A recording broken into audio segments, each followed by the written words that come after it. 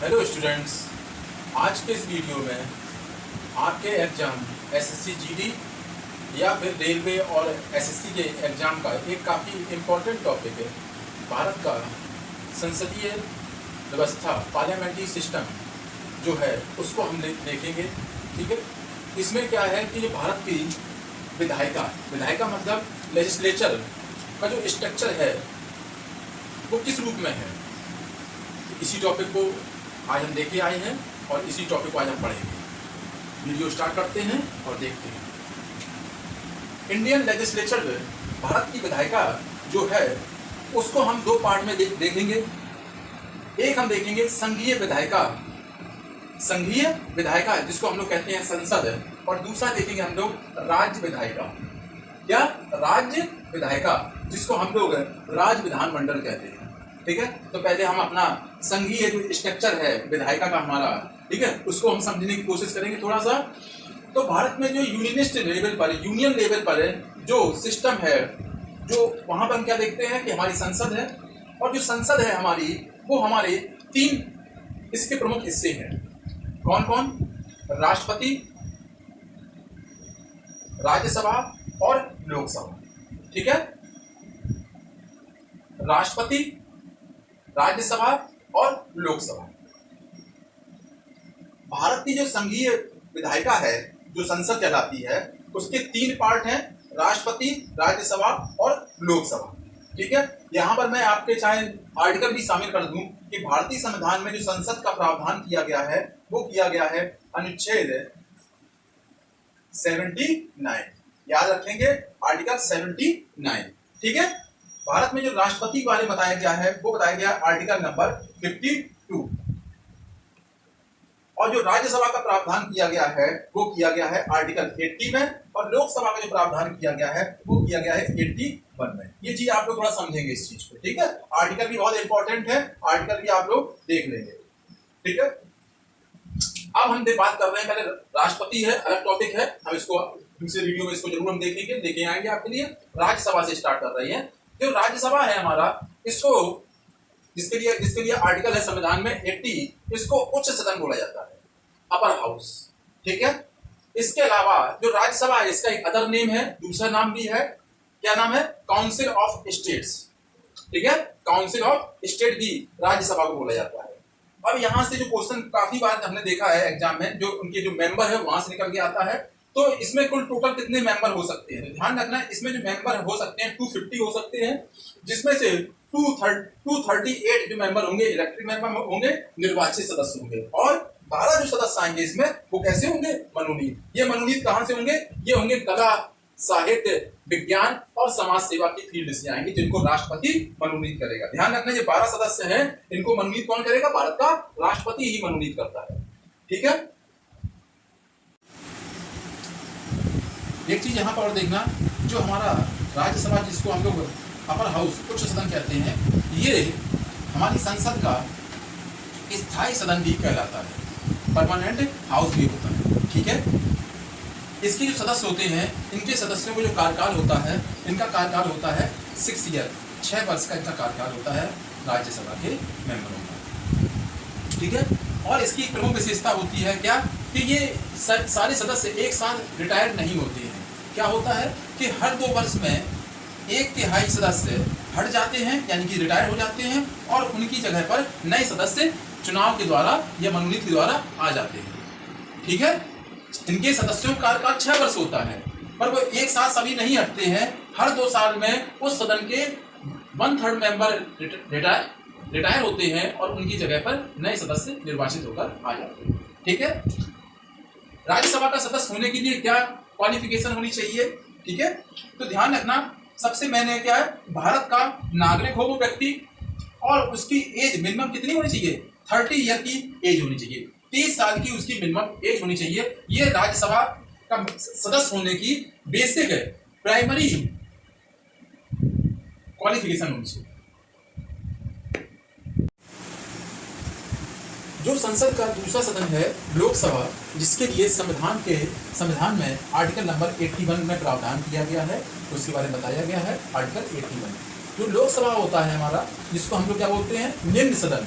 Lower house बोलते हैं, और इसी को हम लोग क्या जानते हैं, house of peoples, house of people, जहां पर आम लोग चुनकर पहुंचते हैं। ठीक है, इसीलिए इसको निम्न सदन भी बोलते हैं। जो लोकसभा हमारा होता है, इसकी कुल सदस्य संख्या होती है 552। अब बेटा यहाँ पे थोड़ा सा आप लोग देखना होगा, क्योंकि ये नंबर चेंज हुआ है, क्योंकि अभी कुछ हाल में ही जो मनोनीत सदस्य होते थे हमारे 2, इनका प्रावधान खत्म कर दिया गया है। तो आपको अभी ये क्वेश्चन का आंसर अपने ऑप्शन के अकॉर्डिंग ही देना पड़ेगा। ठीक है, तो अभी हम 52 को ही लेके चल रही है। जो लोकसभा में जो मैक्सिमम जो नंबर होती है 552 है, इसमें से 530 जो मेंबर होंगे लोकसभा के, वो राज्यों से आएंगे, 20 मेंबर हमारे यूटी से आएंगे, केंद्र शासित प्रदेशों से आएंगे, और 2 मेंबर जो यदि 552 ऑप्शन देता है, 550 नहीं देता है तब, तो 2 मेंबर हमारे कहाँ से आएंगे, जो राष्ट्रपति एग्लो इंडियन को नॉमिनेट करता है, मनोनीत करता है। इसलिए टोटल नंबर 552 हो जाएंगे हमारे कहाँ पर, लोकसभा में।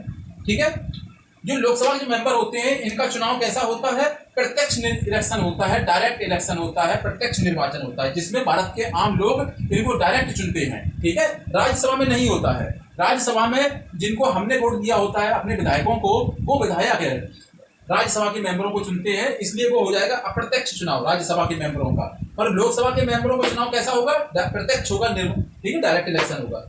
अगला, जो लोकसभा के हमारे मेंबर होते हैं, इनका कार्यकाल कितने समय का होता है, टाइम पीरियड कितने का होता है, तो ध्यान रखना इनका जो कार्यकाल होता है वो 5 वर्ष के लिए होता है। ठीक है, लोकसभा का हमारा या लोकसभा के सदस्यों का कार्यकाल 5 वर्ष के लिए होता है। ठीक है, 5 साल कंप्लीट होने पर ये सदन या मेंबर डिजॉल्व हो जाएंगे और नए इलेक्शन के द्वारा नए मेंबर नई लोकसभा में चुन के आएंगे। ठीक, जो लोकसभा का जो मेंबर होने की योग्यताएं क्या होनी चाहिए, तो योग्यता तो सबसे मेन वही है, भारत का वो नागरिक होना चाहिए, और उसकी जो मिनिमम एज होनी चाहिए वो 25 ईयर की होनी चाहिए। उसी प्रकार जहां हमने यूनियन सिस्टम में देखा, वही स्टेट जो विधायिका होती है, स्टेट लेजिस्लेटिव होती है, तो वो क्या है, जो स्टेट लेजिस्लेटिव है वो उसके भी 3 पार्ट ही होंगे, राज्यपाल, विधानसभा और विधानमंडल। ठीक है, पर हम क्या देखेंगे भारत के सापेक्ष में, अभी हम इसको छुपा लेते हैं, इसलिए ध्यान रखना है। जो स्टेट लेजिस्लेटिव होता है वो 2 टाइप का होता है, द्विसदनी और सिंगल सदनी, यानी कि एकल सदनी होता है। ठीक है, तो यहाँ पे क्या होता है कि ज्यादातर राज्यों में भारत में क्या है, वो क्या है, एकल सदन है वहां पर, यानी कि वहां पर सिर्फ विधानसभा ही होती है, और विधानसभा बिल पास करके कहाँ भेज देती है, राज्यपाल, और राज्यपाल उस पर सिग्नेचर कर देता है। एक चीज तो ये होगी, जो भारत के मैक्सिमम राज्यों में ये स्ट्रक्चर देखा जाता है, जहां पर राज्य विधायिका है जो द्विसदनी होती है, वो किस फॉर्म में होती है, वो होती है विधान परिषद और विधानसभा के रूप में। जिस प्रकार हमने संसद में देखा था कि 3 हिस्से होते हैं, राष्ट्रपति, यहाँ पर राज्यपाल, राज्यसभा, यहाँ पर विधान परिषद, और लोकसभा, तो राज्य में हम क्या देखेंगे, विधानसभा। ठीक है, सेम एज इट स्ट्रक्चर जो यूनियन पर होता है वैसे ही स्टेट में भी होता है, पर यहाँ पर नाम बस चेंज है आपके। ठीक है, हम पहले देखते हैं विधान परिषद को, लेजिस्लेटिव काउंसिल को, तो ये जैसे वहां राज्यसभा उच्च सदन होता है, वैसे ही यहाँ पे विधान परिषद क्या होता है, अपर हाउस होता है, उच्च सदन होता है। ठीक है, इसके अलावा इस सदन में जो अधिकतम मेंबर हो सकते हैं वो कितने होंगे, अधिकतम सदस्य विधानसभा के सदस्यों के 1/3, मतलब विधान परिषद में जो भी मेंबर होंगे वो उस राज्य की विधानसभा के टोटल सदस्यों के 1/3 से ज्यादा नहीं हो सकती है। ठीक है, एक पॉइंट ये है। नेक्स्ट पॉइंट क्या है, तो विधान परिषद में न्यूनतम संख्या कितनी हो सकती है, तो ध्यान रखना ये 40 से कम नहीं होगी, मैक्सिमम विधानसभा सदस्यों के 1/3 से ज्यादा नहीं होगी, और मिनिमम 40 से कम नहीं होगी। ठीक है, जैसे मैंने पहले बता दिया है कि विधान परिषद भी स्थायी सदन होता है, विधान परिषद भी राज्य का स्थायी सदन होता है, पर ध्यान रखना ये स्थायी सदन तो होता है, पर इसको डिसॉल्व किया जा सकता है, समाप्त किया जा सकता है। ठीक है, अगला, हर 2 वर्ष में 1/3 मेंबर हट जाते हैं और उनकी जगह पर नए सदस्य आ जाते हैं, जैसे आपने अभी देखा था राज्यसभा एज इट है, जैसी राज्यसभा है वैसी आपका विधान परिषद है। ठीक है, अब हम देखते हैं दूसरे सदन को, यानी कि विधानसभा को, जैसे ऊपर हमने देखा था लोकसभा को। ठीक है, यहाँ पर भी जो सरकार होती है, गवर्नमेंट होती है, वहां बैठती है लोकसभा में, तो यहाँ कहाँ बैठती है, विधानसभा में। तो लोकसभा यदि हमारा लोअर हाउस था, तो विधानसभा यहाँ पर हमारा निम्न सदन यानी कि लोअर हाउस होता है। ठीक है, विधानसभा अधिकतम कितनी हो सकती है, तो ध्यान रखना विधानसभा अधिकतम 500 मेंबरों से ज्यादा की नहीं हो सकती है।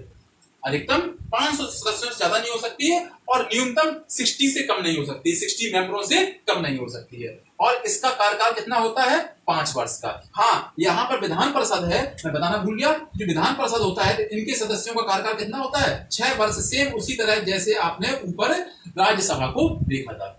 ठीक है, इनके मेंबरों का 6 वर्ष का होता है और हर 2 साल में 1/3 मेंबर हट जाते हैं और उनकी जगह पर नए मेंबर आ जाते हैं। ठीक है, तो वैसे ही लोग विधानसभा में क्या होता है, इनके सदस्यों का कार्यकाल है या विधानसभा का कार्यकाल कितना होता है? 5 वर्ष का। ठीक है, भारत के प्रेजेंट टाइम में सिर्फ 4 ही राज्यों में ये स्ट्रक्चर देखने को मिल रहा है। बाकी सभी राज्यों में क्या है, वहां का जो सदन राज्य विधायिका है वो एक सदनी है, यानी कि वहां पर विधानसभा ही अकेली पाई जाती है। ठीक है, धन्यवाद। और यदि आपको ये वीडियो पसंद आया हो तो वीडियो को लाइक और शेयर करें और चैनल को सब्सक्राइब करें।